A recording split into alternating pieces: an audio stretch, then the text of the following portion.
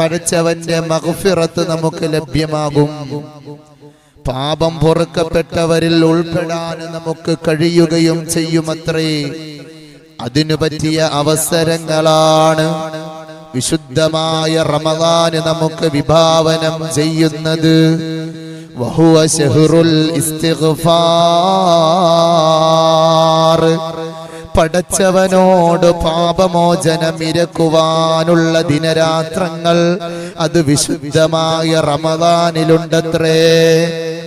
ഇസ്തിഗ്ഫാർ അത് ഇസ്ലാമിലെ ഏറ്റവും വലിയ ഒറ്റമൂലിയാണ്. ഇസ്തിഗ്ഫാറിന്റെ മഹത്വം എന്തെന്നറിയുമോ?